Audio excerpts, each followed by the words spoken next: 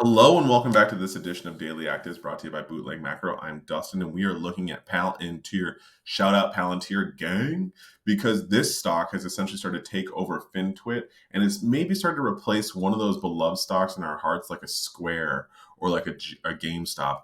Palantir is really starting to get some of that momentum on the message boards, and to me, that is significant. And the reason why it's significant is because you need demand. You need people to believe for the price to go up because they will be willing to part away with their money to buy a share. And you can see when something is up 4.59% in one day, after it's been up 4.8% the previous day, that this is really starting to turn. Now we've got a 5-day rolling average, which has gone positive, or a 5-day return, which has gone positive, and we're almost at a 15-day rolling return, which has gone positive. So I'll be very curious to see what tomorrow brings. And I can see that Palantir is now broken above its 5-day moving average. It's above its 20-day moving average, which is very positive.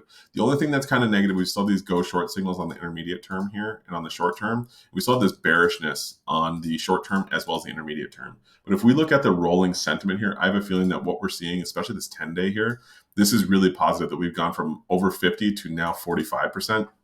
Because the 45% means that we have a possibility of moving back up above 50. And that means that demand has a much easier job of changing the sentiment in this individual stock. So you add in the fact that it already has name recognition, you add in the fact that it's already built in a bunch of demand, it's already built a bunch of goodwill after having a gigantic move like this. This is the type of move that you'd expect could maybe kind of either go sideways for a bit or at least kind of go higher.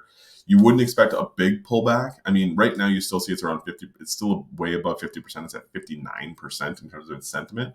But if we look at the short-term indicators and what the volume is doing as the price has been falling, it really tells us that there's more to come in terms of Palantir, and that people really, this may have been a humongous trend change, which has legs for the long term. I mean, the volatility has completely started to roll over. We can see the price correlation started to roll over as well. If volatility is falling and correlation is falling, you know what that means. Generally, price is either going to go sideways or up, and that's what we're seeing right now. It's not going to hit the highs, and it's not going to hit the lows. It's just going to keep moving to the side. So if you find an entry, this may be the time for you. I'll be very curious, though. What do you think in the comments below? Are you long? Are you short? Do you like it? Do you love it? Is this even a good review? I'll talk to you soon.